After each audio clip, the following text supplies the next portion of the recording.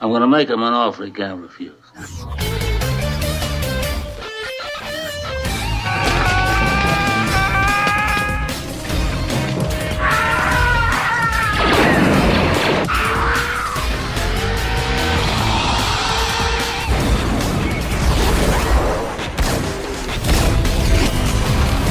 more you talk, the harder I want to hit you.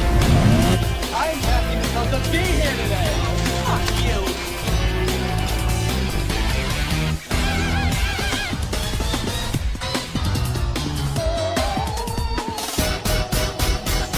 Come on, you want me to drive? No, you're supposed to be suicidal, remember? I'll Anybody drive. a drive? Get in the car.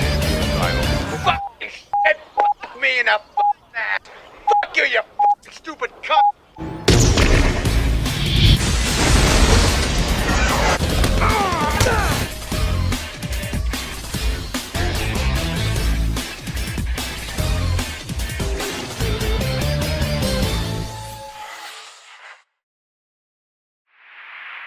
Hey everyone, it's Contagion Corleone here, and I'm here with a brand new movie review.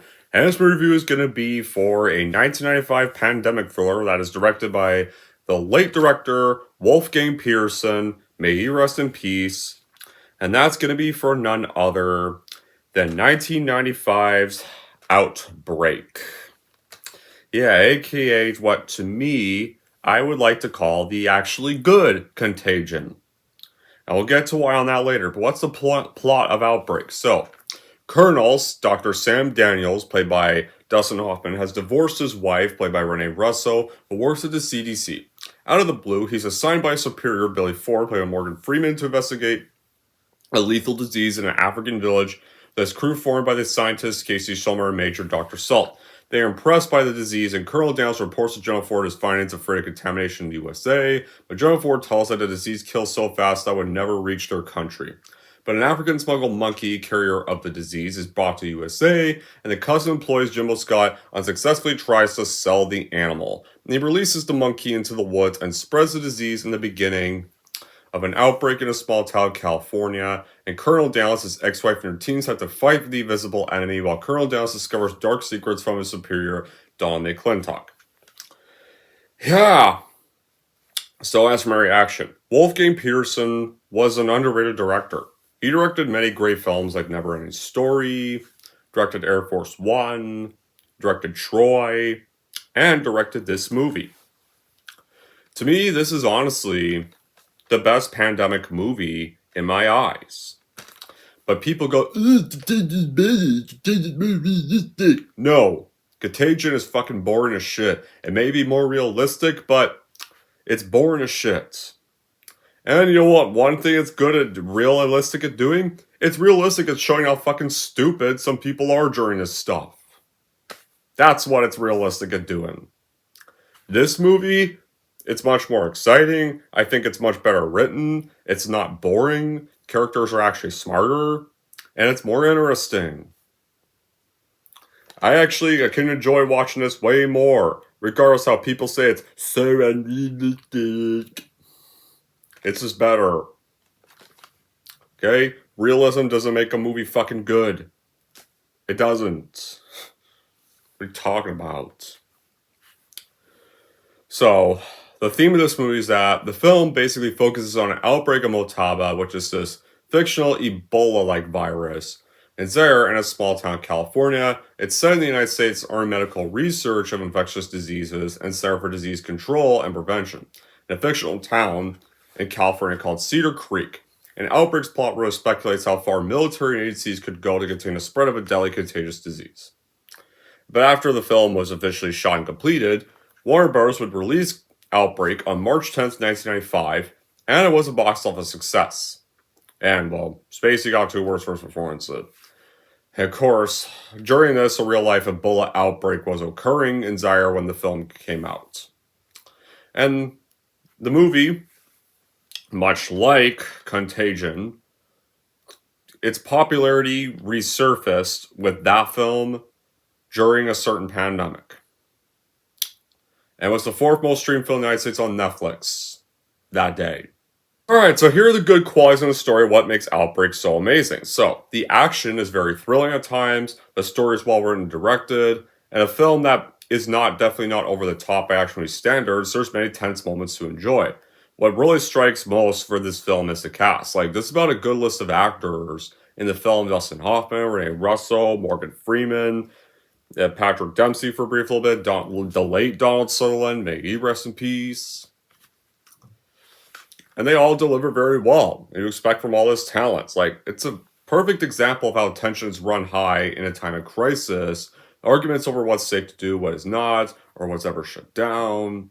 And hygiene definitely getting encouraged during a time like this.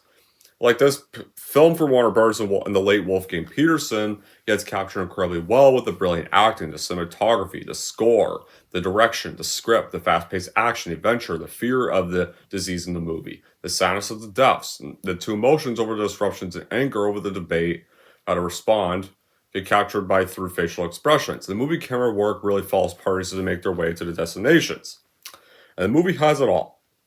The humor, the action, the sci-fi. It's a cool movie that can be watched over and over again. Still surprising, still tense. It's a film I would definitely highly recommend. Now, how do we start off? So, we start off with this text that says, "A single big threat to man's continued domination of the planet is the virus," by Joshua Lederberg. And then after that text, we get to our actual opening scene of the movie, where at first it's set in 1967 during these mutinies. This Motaba virus that causes deadly fever is found in the African jungle. And Donald McClintock wants to keep the virus a secret, so him and William Ford bomb the camp where soldiers are infected and all the occupants are killed. You think that solves everything, right? No. Because we then get to 1995, when the movie takes place, where Sam Daniels is pretty much on the brink of divorce, and he gets assigned to investigate an outbreak in Zaire which wiped out an entire village minus 2 survivors, which is this young boy and the shaman. And he and his crew, that are Casey Schuller and Major Salt, they gather information and return to the United States with their information. And Ford, who is now a general, and Daniels' superior officer, they dismiss Daniels' fears that the virus will spread because they think it's not airborne. For now it is. But eventually you're going to find out there's a certain version of it that is airborne and does make it into that area for now. But this is how it's starting off. From the basic premise alone, Outbreak is very plausible. It's played like a popcorn movie fashion, but it grips you from start to finish. The credit goes to the late Wolfgang Peterson, who dished out some good amounts of thrills and edge. Of course, his usual focus on detail. The performances from Hoffman, Russo, Freeman are all terrific as well. Especially the soundtrack, along with anything else. The script photography give perfect contributions to making this perfect movie. And whether a popcorn film or a more serious medical military thriller, Outbreak is actually not boring. It's definitely one of the best thrillers to be out around the time of 1985. It's got a terrific package of thrill, suspense, and a few laughs. And the world in this movie does start to get smaller when this virus ends up in the United States, the airborne version, because of the animal carrying it. And the added element, the government dabbling with the biological weapons and cover-ups, it has to develop stages of study, containment, and treatment, and it's scary, it's frightening, it's heart-pounding, just studying the awful realities, like the stupidity and the today's world. It still does give a positive ending with knowledge of the good of some people, and the fight they'll have to enter to see the right prevail.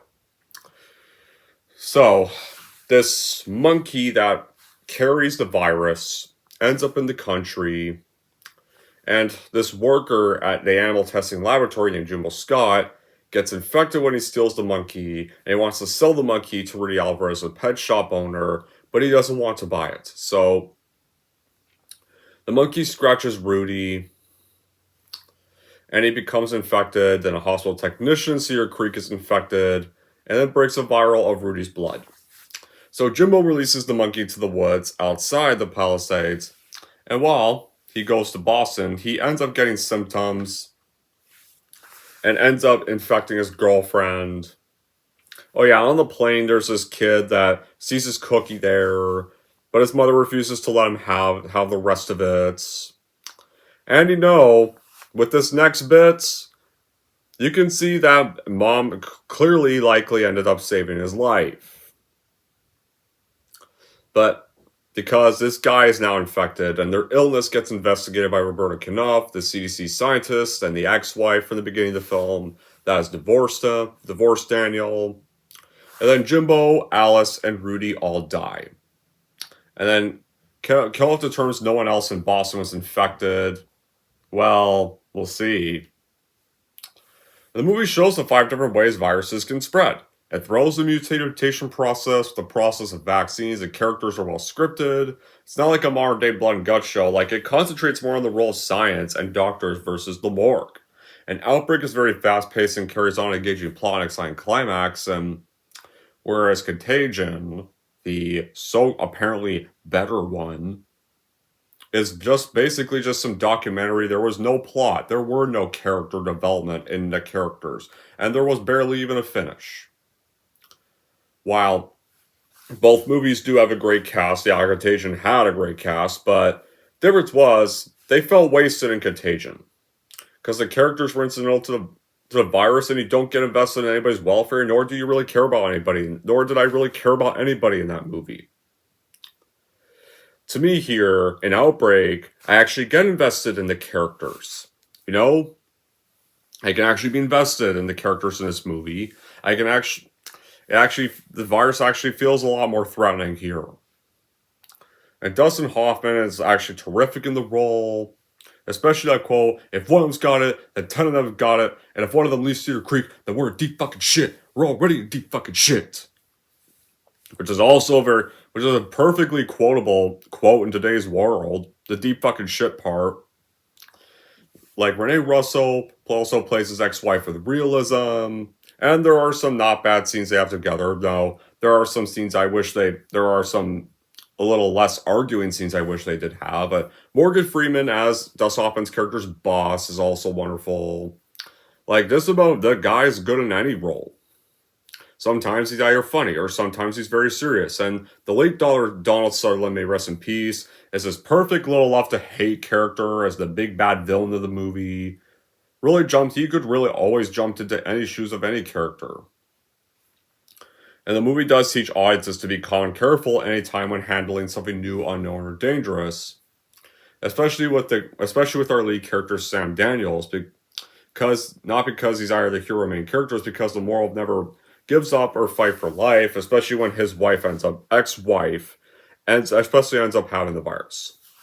So, in Cedar Creek, the virus does start to mutate into the airborne version. And many get infected at the town's local theater. And pretty much one of them that's got it ends up spreading it there, exiting, trying to get water from the clerk, and then just passes out dead. Like that. In front of everybody else. And the scary part of this bit is, people are just confused why he's like this or why he's cutting through lines. Because they don't know what's going on. They're not familiar with this yet. So, Daniels ends up flying to Cedar Creek against Ford's orders and joins Culp's team with Schiller and Salt, and they go looking for the monkey. The army ends up locking down the town, putting on quarantine, imposing martial law, causing riots and anger and protests. Schiller then gets infected, Gwyneth's suit tears, and then Cuff sticks herself with a contaminated needle. And things are getting a deep fucking shit quick. And then Ford ends up providing the serum that cures the original strain, but Daniels realizes it appears to know about the virus for the outbreak, and learns about Operation Clean Sweep, this military plan to contain the virus by bombing the town and its residents. And now he wants to prevent Motaba's expansion to pandemic proportions. And Niklontic, though, who is now a major general by this time, and wants to conceal the mutated virus's existence and preserve the original strain as his weapon. So you can see how really evil this guy really is. This guy is willing to actually kill an entire town to try to keep this next virus a secret, despite the fact that clearly he tried that with the last town, and that has not worked out well because it's back and wants to preserve the original strain as his weapon, so likely could unleash it again any time. Yeah, this character is evil. The late Donald Sutherland played him very well, made him this evil love-to-hate character. Not like with Jude Law's character in Contagion, who's just an obnoxious blogger that makes this fake cure, and then does get arrested, but gets bailed out, gets no consequences for his actions, and likely just gets off scot-free to continue his work. No, Donald Sutherland's character is actually much more evil. He's actually willing to go far as actual genocide and murder, and actually got arrested at the end and fired when Morgan Freeman found out about his plans. Right there.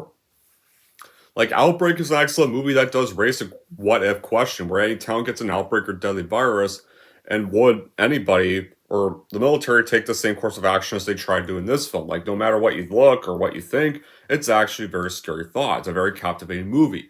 There's still some goofs or weaker moments, but it's still made very professionally, very enduringly well, and it's still 2 hours, but actually the 2 hours do fly fast, and they don't slow down the movie at all. The story is very believable. It raises questions through provoking issues about consequences of epidemics. What lifts the movie is the realization that these outbreaks can easily happen and how devastating their fury can really be. So McClintock wants to prevent Daniels from getting a cure, so McClintock orders Daniels arrested, believing that he's carrying the virus, but Daniels escapes, and then he and Saul fly his helicopter to the ship at sea that carries the monkey, and Daniels gets a photo of the monkey and releases it to the media. And then meanwhile, while this was all happening, there's this little brief bit in the film where this house has this mother and her daughter, and you see this daughter has a drawing of this monkey that she nicknames Betsy, and feeds it. The mother doesn't know that it's the monkey that they're talking about for a little bit, so she thinks it's just some normal monkey. It's just a drawing her daughter's making. But then, of course, when that photo gets obtained and released to the media, that same mother sees the report and realizes what her daughter was talking about. She contacts the CDC when she realizes that her young daughter has been contacting that same monkey. And then Daniels and Salt arrive, and Daniels persuades the daughter to help them capture the monkey, since the daughter's the only person the monkey's going to go to. So while Daniels waits in the house, the daughter pretty much lures out Betsy the monkey while Salt is waiting to tranquilize it. And the monkey does come out. And Salt almost fumbles for a little bit, but he's able to tranquilize and capture Betsy. And Ford just agrees to delay the bombing after Daniels tells him the monkey's been captured, and he decides to let Daniels actually fly back to town with the monkey so they can make the cure for the airborne version. So when Daniels and Salt get on the return flight and they go back to make the cure, Daniels and Salt get pursued by McClintock and this other helicopter, and 2 rockets get fired to trees by Salt, who sets them afire to simulate this crash. Meanwhile, in Cedar Creek, Salt, when they get back there, Salt uses Betsy's antibodies and mixes them with Ford's serum to create an anti-serum. But Schuller has sadly died, but they're able to save Koff. McClintock is able to get to the base and wants to resume clean sweep and not want to listen to Ford that they have the serum. But McClintock really wants to go through with this nuke. He does not care about the residents. But Daniels and Salt fly their helicopter directly into the path of the bomber, the targets, and like when the explosive cold open, that gets pretty much ripped out of Metal Gear, showing how one monkey can spread this deadly disease to victims in a matter of days. Like from the very cold opening of the whole military base that they immediately nuked. They tried to keep the virus a secret, but it doesn't matter because the monkey survived and got out of there. And then eventually, it ended up getting into the town of Cedar Creek, or no, it got into another village, and then sadly, it came back to with the characters that were investigating its appearance with them, and infected the residents. And so, pretty much right there, number of days, and military units have to contain this township in America, use deadly force if needed. Like, the story moves like a bat out of hell. Like, from the very first scene, the stakes are very clear, and the main characters are doing their damnedest to fight the threat using all the powers they have at hand. The film has this edgy, through not decisively dark, it does not look at it. It treats the subject matter with appropriate seriousness, and it doesn't resort to cheap thrills or create levity with comic reliefs. Like, it depicts the disease control efficiency very impressively well. And the drama that surrounds the virus is actually very interesting in this movie. It's not like typical Hollywood sciencey scenes today that would just make it boring. Like, they actually make the study of this whole virus very interesting.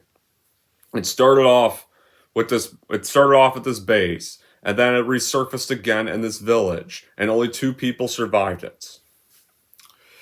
Right there. And then a more airborne one eventually mutated.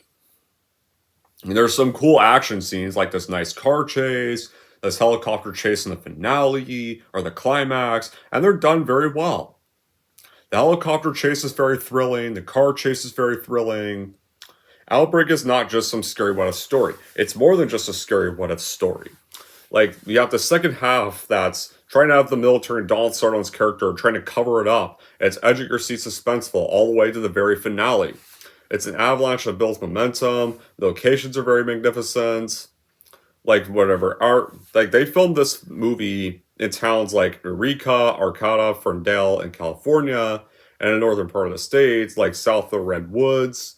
And the African sequences are actually shot in Hawaii, but they do well making it look like it's Africa when they set the Africa scenes.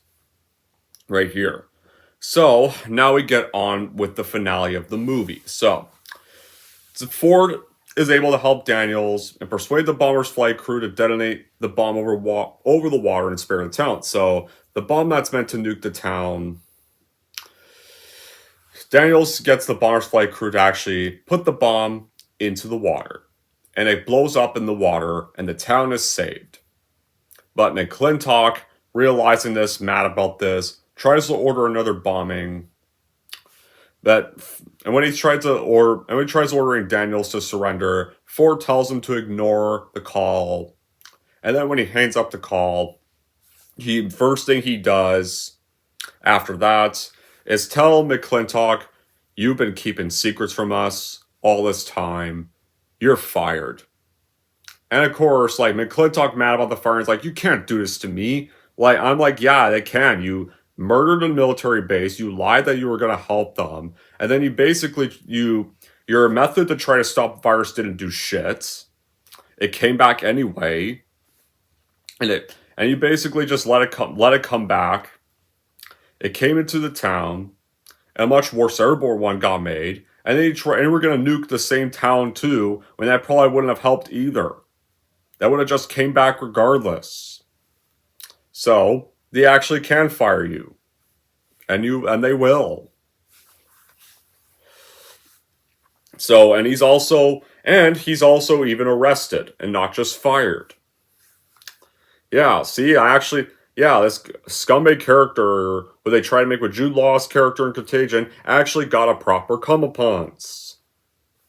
And eventually, after Kioff is cured, Daniels and Kioff reconcile, and the residents of Cedar Creek are all cured. But that is how Outbreak ends. The Motaba virus is stopped by an anti-serum, and McClintock's plans are thwarted, and he's arrested and fired. But Motaba has inflicted very painful, horrifying deaths on so many innocent people. And the epidemic has left many heartbroken families in the wake. So, even for the survivors, life's not going to be the same after this. And the action of the government's likely caused some problems, and the relations with the public are going to be very realistically strained as a result. And for those who are saying this movie's unrealistic, this whole ending is actually realistic because they're not going to trust the government of Cedar Creek after this for a while, and probably ever at all. Right there. And life for the survivors is never going to be the same because they either almost lost their lives or they lost families. Some are even like, I wish originally the town was actually going to get nuked in the ending. And some are like, I wish there was the ending where the town died. I'm glad they didn't go that ending. Like, I think one person in OCP Communications review in the comments actually said that they wish it ended with the ending of the town being nuked because they thought that would have been more realistic. And I'm glad they didn't. That would have been a stupid ending. That would have almost murdered the film. Right there. And it would be worse because eventually that this virus in this movie would have come back to another place. Because they did that with that base in the beginning of the movie, and that clearly didn't help. It didn't solve anything. So I'm glad they chose not to go that way, and they went with the actual ending we got instead. Alright, so now do I have any bad qualities with Outbreak? So, I guess if I had a bad quality with Outbreak, I think most of the Dustin and Renee scenes are really kind of just them arguing a lot. Yeah, I know they're going through a divorce, but there were scenes I wish they did have better chemistry with one another. And when it comes, and of course there are two actors in the film I'm not a fan of because of controversial stuff involving them. Like Cuba Gooding Jr. is in the film now. I don't mind his character, but I'm not a fan of him as a person because of a lot of stuff. And well, there's one other character in the film that played by this one other infamous actor in the film that is not in the movie a whole lot, but you know what I'm talking about. So other than those, Outbreak, I think, is definitely a pandemic movie that's really worth the watch. And yeah, I think once again, I think it's better than Contagion. Sorry to say that. So in the end, Outbreak, yeah, I think it's totally worth buying and watching for your collection for sure, no doubt, even if you aren't a fan of pandemic thrillers. And that's for someone like me. This might be the one pandemic thriller film I might be actually a big fan of. Anyways, that's it for my view of Outbreak, and if we're not going to rank Outbreak, here's how I'm going to rank this movie. So overall, if you want one of the better pandemic-related thriller movies, then I would highly recommend watching and buying Outbreak for your collection for sure, no doubt. And if you want to how to rank Outbreak, I'm going to give Outbreak a 9.5 out of 10.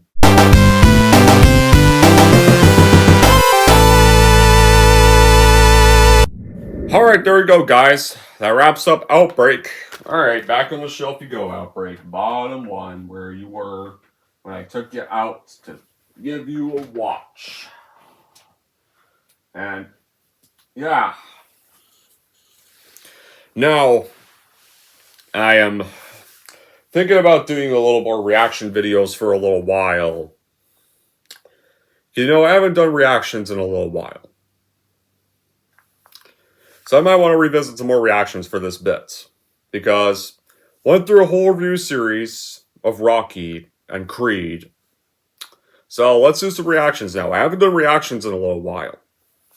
But yeah, eventually a review for Contagion will happen because we reviewed this, so we might as well review Contagion. And I'll explain a little more thoughts on Contagion in that review.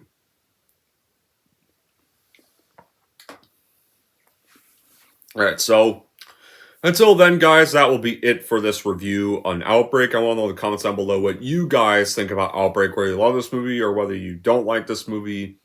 And until then, that'll be it for this review. Thank you all for watching. If you like this and want to see more, then don't forget to like, subscribe to Donji Corleone.